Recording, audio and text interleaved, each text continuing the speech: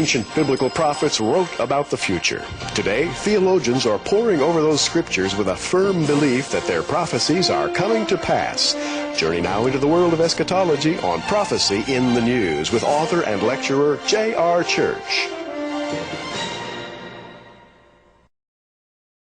On today's Prophecy in the News, we're going to be taking a look at a discovery of astronomical proportions. We have the man who made the discovery with us on today's program. It's going to be about the lunar and solar eclipses in the year 2015, the sabbatical year 2015. Gary Stearman is here to discuss with me and with our guest this fascinating subject. Gary, introduce our guest, please. Be glad to, J.R. Today, signs in the heavens, the sun, the moon. And with us, Pastor Mark Biltz, El Shaddai Ministries of Bonnie Lake, Washington. And Mark, welcome to Prophecy in the News. Tell us a little about your work there in Bonnie Lake. Where is Bonnie Lake, and what's your congregation like? Sure. Bonnie Lake is just outside of Tacoma, Washington. It would be the city most people are familiar with. And I started the congregation 7 years ago. To teach Hebrew roots to Christians. I just really felt it was important that they had a better understanding of the roots. We're grafted into a tree, and we need to go down to the deepest part we can to get the richness of that root. We have about 200 people now. We're doing a Passover Seder this year of over 600 people in the Tacoma Dome, and we're very excited about what God is doing in teaching all of us about Hebrew roots and His feast days. Very good. Well, J.R., I must say, it's knowing where to start today. We could talk about so many different things, but you've made an amazing discovery, and it started February 21st, basically. You got an insight at the time of a blood moon, and there's a very famous photo that's been circulating around of a blood moon over the Dome of the Rock, an eclipse of the moon, and that proved to be very much a stimulus for your thinking.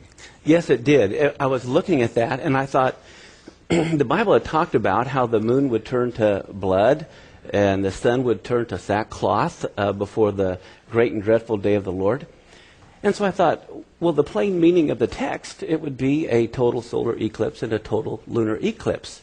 So I thought, well, our government, NASA, the Goddard Space Center, has a website, and it lists all of the eclipses for the last, 5,000 years, and the next 2,000 years. Because when God placed the sun, the moon, and the stars in the skies, He's very organized. He's mathematical, very precise. And they can determine exactly when they have occurred. So I went to the website. Now, in Genesis 1:14, yes, when God put the stars in the heavens for signs, tell us about the Hebrew word there for the signs. Yes, okay. the Hebrew word for signs is ot, and it means a signal. Kind of like one if by land, two if by sea. It's like God wants to signal us, send a signal to us, if we're watching the signal. And the Hebrew word implies, if you look it up in your Strong's Concordance, not only is it a signal, but it's a signal for coming or His appearing. And the word season, he also said, they're not only for signs, but for seasons. Well, when we think seasons in our normal mindset, we're thinking winter, spring, summer, fall. Yes. But the Hebrew word is the moed, which refers directly to the festivals of the Messiah. It literally means a divine appointment. When we hear the word feast, we think food.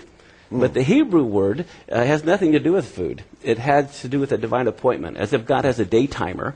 And He says, okay, I'm going to mark the day and the time when I'm going to signal my appearings. Amazing. You know, the idea of the blood moon and the solar eclipse and lunar eclipses, down through history, many of the ancient profane historians, I say profane because they're not religious, okay? I'm talking about Roman historians, Greek historians, when a general goes out with his troops to war, there are oftentimes written in the history of this world, on a certain day there was a solar eclipse, the sun turned dark, and a certain night there was a blood moon when the moon went out. And these are time markers that help historians to find out when those particular events took place. For example, Flavius Josephus said that shortly after Herod was ill, some Jews got up on the temple door and pulled down the golden eagle and chopped it to pieces. Well, Herod was so angry, he had these men burned at the stake. And that night, there was a solar eclipse over Jerusalem. So, this is really fascinating that these are time markers historically and have historically been used in historical writings that they are very significant. Definitely. Now, I want us to go to the year 2014-2015 for the first set of eclipses, because there are 4 lunar eclipses and 2 solar eclipses in that one year, and they just happen to be on Jewish holy days. So, let's go, for example, to these heavenly signs and look at them here. The sabbatical year of 2014-2015. It begins on September 25th, 2014, ends September 13th, 2015. And the first that we want to see are a series of 4 lunar eclipses. And we have the lunar eclipse there of one of them. As you can see, I've speeded up the movie there from our astronomy program in the computer. You see how it's turned blood red. Now, it says Passover, April 15, 2014, Tabernacles, October 8, 2014, then the following Passover, April 4th, 2015, the following Tabernacles, September 28, 2015. Tell us about that.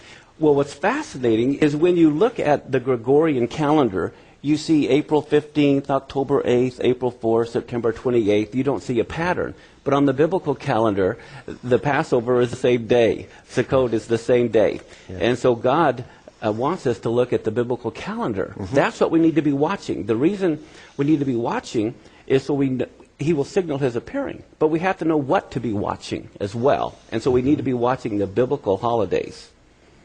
So Passover occurs on a full moon. Yes. And naturally, the moon has to be on a full moon for the shadow of the earth to come between the moon and the sun and create this shadow across the surface of the moon.